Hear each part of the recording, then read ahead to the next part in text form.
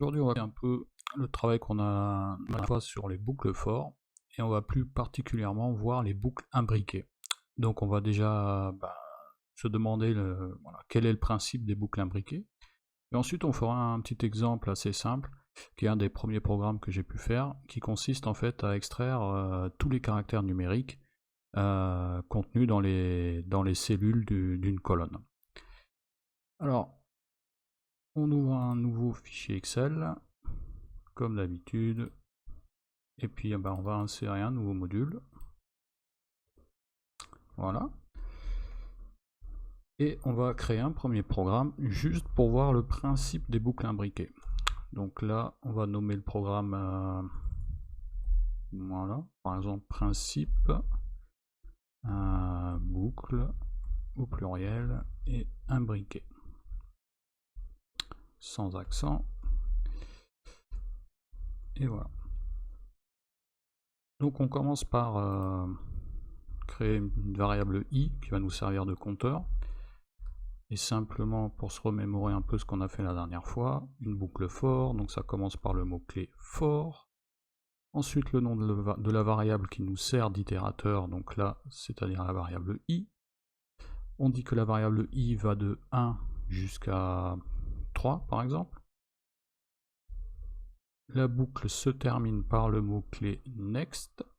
Et ici, on va simplement afficher dans le debugger la valeur de cette variable. Donc je vous rappelle, pour afficher le debugger, ou plutôt la fenêtre d'exécution, vous voyez que j'ai déjà fait le programme tout à l'heure. Donc on va tout simplement sur affichage et puis on clique sur fenêtre d'exécution. Donc là ici, si on lance ce programme, eh bien, on obtient tout simplement la valeur de i pour chaque itération, c'est-à-dire qu'à la première itération i vaut 1. Ensuite on ajoute 1 à la variable i, donc on se retrouve à 1 plus 1, donc 2, et ainsi de suite, et à la dernière valeur c'est 3. Je vous rappelle qu'on par défaut l'incrémentation vaut 1 et qu'on peut affecter une valeur différente à l'incrément en utilisant le mot-clé step.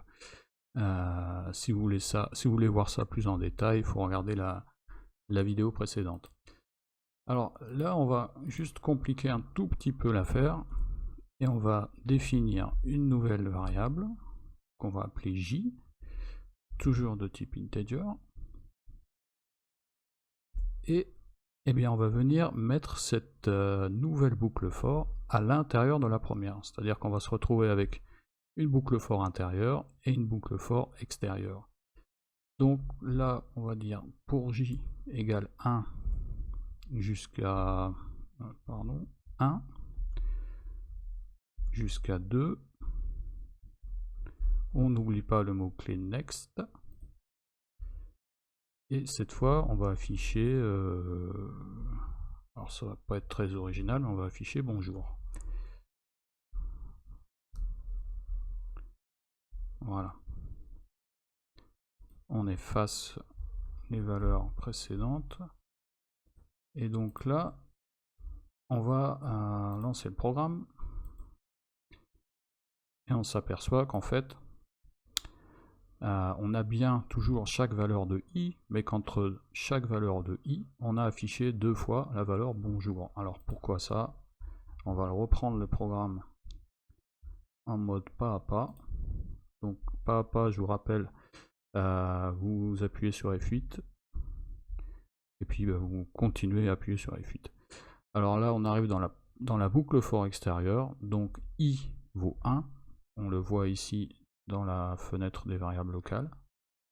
Donc ce qui se passe, c'est que le programme affiche la variable de i, et ensuite on entre dans la boucle for intérieure. Et la boucle for intérieure, elle possède 2 itérations, puisqu'on va de 1 à 2. Donc là, si on continue à débugger en mode pas à pas, on obtient une première fois bonjour, et une deuxième fois. Ensuite, lorsque les itérations de cette boucle sont complétées, on retourne à la boucle for extérieure. Vous voyez, on affiche la deuxième valeur de la boucle for extérieure. Donc du coup, c'est 2. Et ensuite, on retourne dans la boucle for intérieure. Et voilà. Jusqu'à finir le programme. Donc j'espère que là vous avez compris le fonctionnement des boucles imbriquées. On pourrait même continuer, si par exemple on décide de créer une troisième variable, on pourrait créer une boucle, encore une boucle, une nouvelle boucle intérieure, en disant k égale 1 toujours à 2 par exemple. Et on affiche un autre message. On va dire salut. Alors juste pour rendre les choses un peu plus lisibles, on va mettre une tabulation, une première tabulation ici. Alors la tabulation, il faut utiliser le mot-clé VBTab. VBTab, ça veut dire Visual Basic Tabulation. Et ici, de nouveau,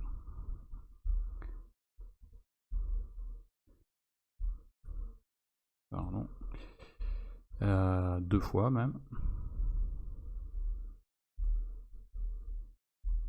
Voilà. On efface.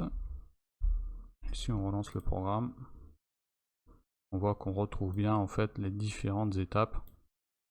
La première boucle intérieure, première tabulation, on écrit une première fois bonjour, mais on rentre également dans une nouvelle boucle for également et on affiche cette fois 2 fois salut, etc., etc.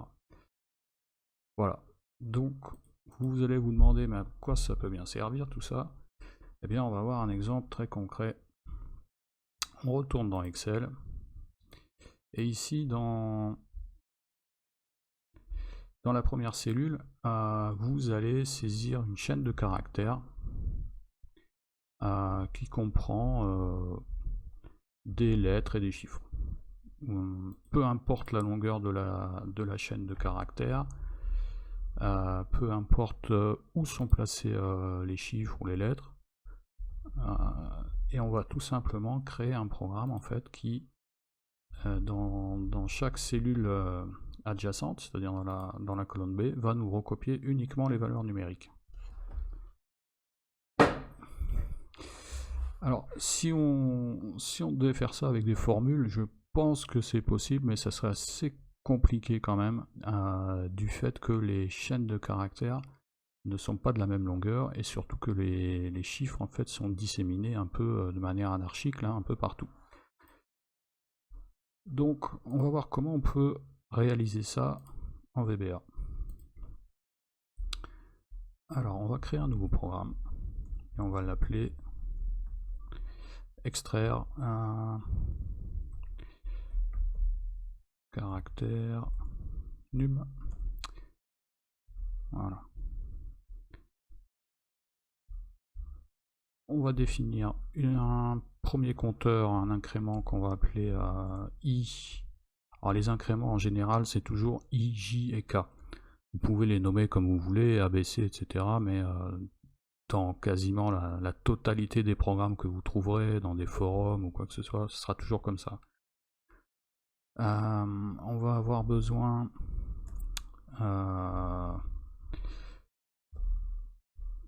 d'une variable pour stocker en fait tous ces chiffres qu'on va trouver. Et cette variable, ça sera une chaîne de caractères. Okay. Et donc là, on voit qu'on va jusqu'à 4, ce qui est important pour définir les valeurs de notre compteur. Donc là, on va dire pour i égale à 1 jusqu'à 4,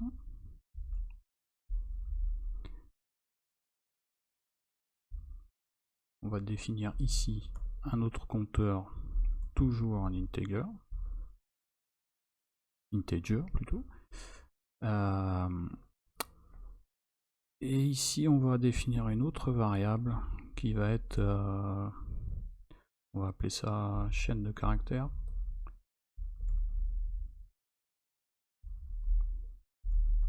Et là, c'est forcément une variable de type string. Alors, dans le principe, qu'est-ce qu'on va faire? On va balayer cette colonne de ligne en ligne. C'est-à-dire que le programme il va venir ici sur la première cellule et il va balayer, il va disséquer cette chaîne de caractères, caractère par caractère. C'est-à-dire que la boucle for extérieure, elle va balayer toutes les lignes, et la boucle for intérieure, elle va balayer chaque caractère. Pour identifier s'il s'agit d'un caractère numérique dans notre programme. Donc déjà, pour chaque itération de la variable de la boucle for extérieure, on va affecter une valeur à notre variable chaîne de caractères. Et cette valeur, comme on l'a déjà vu un peu dans les vidéos précédentes, c'est le contenu de la cellule de la colonne A.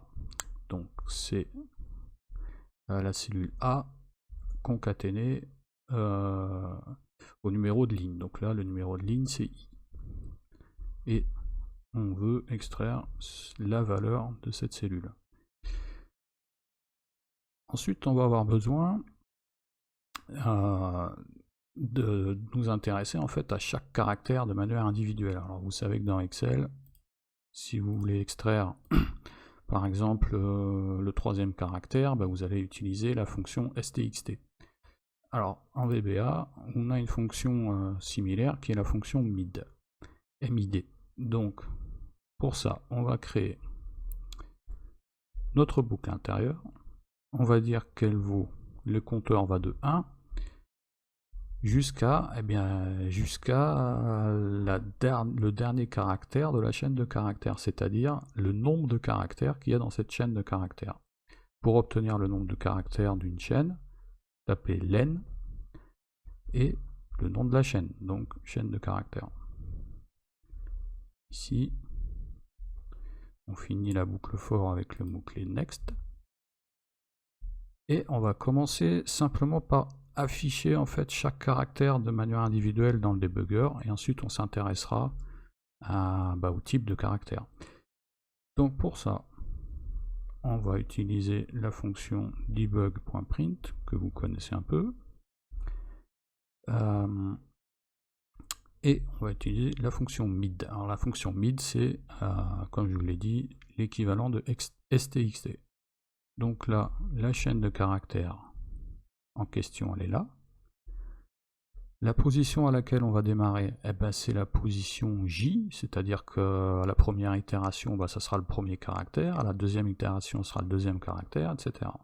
Donc, on va démarrer à la position J. Et combien de caractères on veut extraire à chaque fois? Un seul. Voilà. Donc là, si on ajoute juste une petite commande pour afficher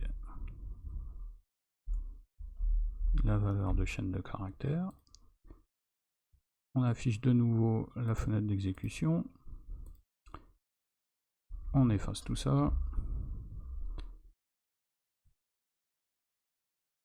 et on vient lancer ici notre programme. Donc là vous voyez que ça a parfaitement fonctionné.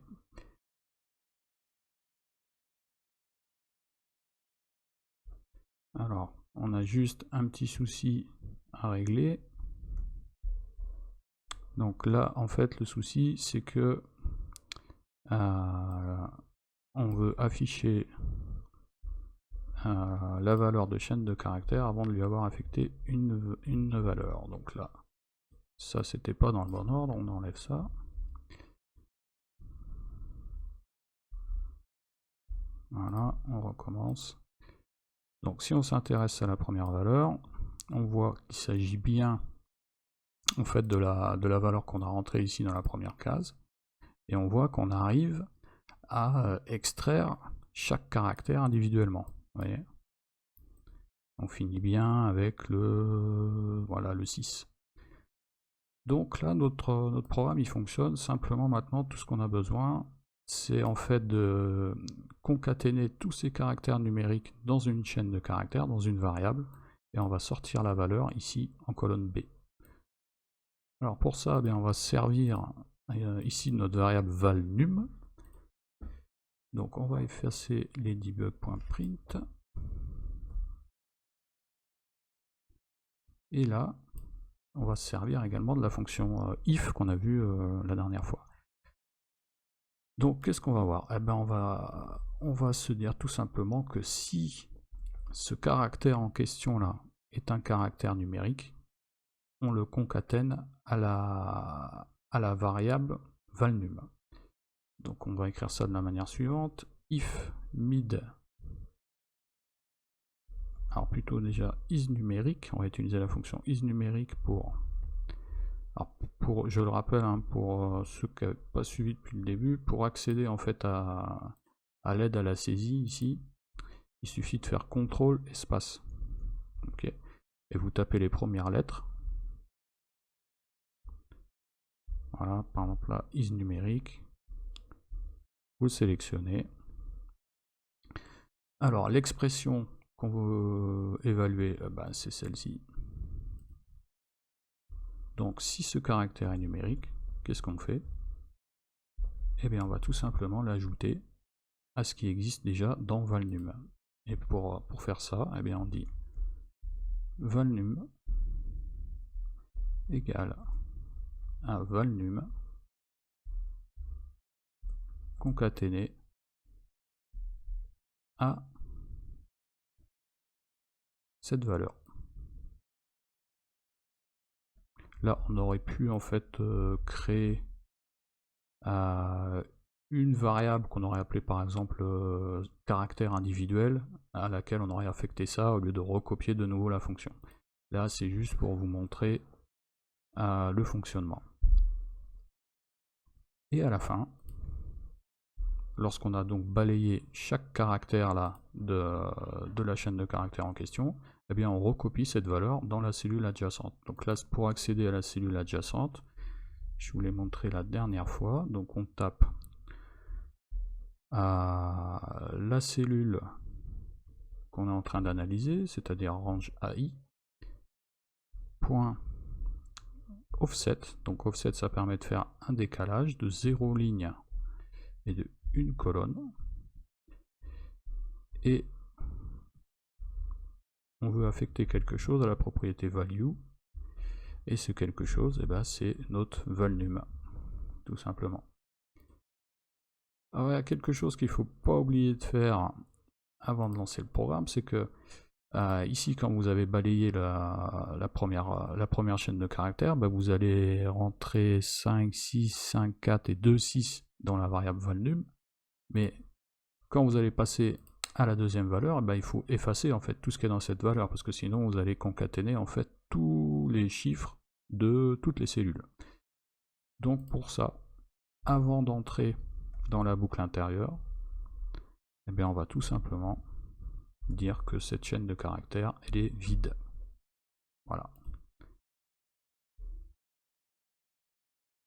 Ok, donc maintenant on est prêt à lancer notre programme et voir si ça fonctionne. Donc si on écarte un peu la fenêtre là, donc on voit bien qu'on a bien recopié dans la colonne B uniquement les caractères numériques, c'est-à-dire 5, 6, 5, 4, 2, 6 ici, et là par exemple, troisième ligne, 6, 5, 4, 4, 6 et 4. Voilà, c'était tout pour cette vidéo sur les boucles for imbriquées. La prochaine fois, on s'intéressera à une autre boucle qui est la boucle while. Voilà, je vous expliquerai son fonctionnement, exactement comme on a fait sur la boucle for. Voilà, n'hésitez pas à vous abonner ou à liker la vidéo si elle vous a plu. Et je vous dis à la prochaine fois.